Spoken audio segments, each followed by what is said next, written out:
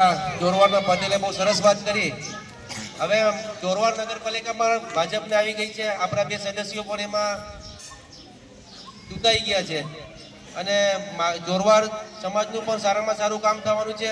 માંગરોળ ખારવા સમાજનું પણ સારામાં સારું કામ થવાનું છે અને બંને સમાજ સાથે રહીને જ બધું કામ કરતી હોય છે। હવે આપણા જે નવનિયુક્ત પ્રમુખ છે કૃષ્ણાબેન થાપણિયા, એમને બે શબ્દ બોલવાના આપણે આમંત્રિત કરીએ। નમસ્તે, ભારત માતા કી જય। અહીં ઉપસ્થિત આગેવાનો અને બહોળી સંખ્યામાં અહીં હાજર રહેલા, આમ તો મારા વડીલો જ છે। હું કોઈને નહીં ઓળખતી હોય કદાચ, પણ મને તો બધા ઓળખતા જ હશે। હું એની દીકરી જ છું, અહીંથી જ મોટી થયેલી છું।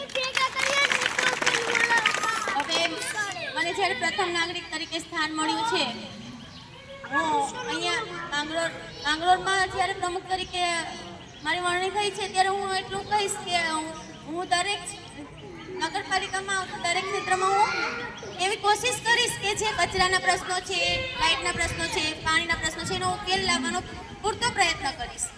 હવે વાત આવે ભણતરની, બાપાએ મને કહ્યું, હું MRS કરેલી છું, તો પણ એવું ભણતર ક્ષેત્રે પણ ઘણું આગળ આવી ગયું છે ને અત્યારે આપણે જોયું કે બેન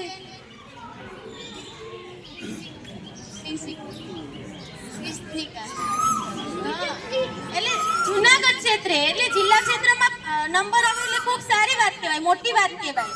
હું એને અભિનંદન પાઠવું છું કે આ ચોરવાડ બંદરનું નામ આગળ વધાર્યું અને તમે પણ આટલા બેઠેલા છે એમાંથી પણ હું કહીશ કે તમે પણ કોશિશ કરો કે જેમ આપણે આ દીકરી આગળ આવી છે એવી રીતે તમે પણ આગળ આવો। આવતીકાલે એવું બને કરે કે તમારું પણ અહીંયા સન્માન થાય।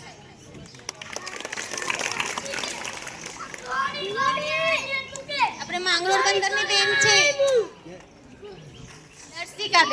દર્શિકાબેન ચિત્રમાં નંબર આવી, એ પણ જિલ્લા કક્ષાએ એમનું જે ચિત્ર છે પોસ્ટર બનાવીને અત્યારે રાખેલું છે, તો એ પણ ખૂબ આપણા માટે ગર્વની વાત છે।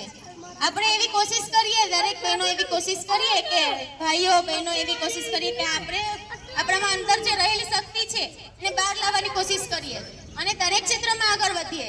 એવું નથી કે કોઈ એક ક્ષેત્રમાં સીમિત રહીએ, દરેક ક્ષેત્રમાં આપણે કંઈ ને કંઈ કરી જ શકીએ છીએ। આપણી અંદર એવું નથી કે કઈ ગુણવત્તા છે જ નહીં, આપણે અંદર કરેલું બધું છે પણ એને આપણે બહાર નથી લાવતા।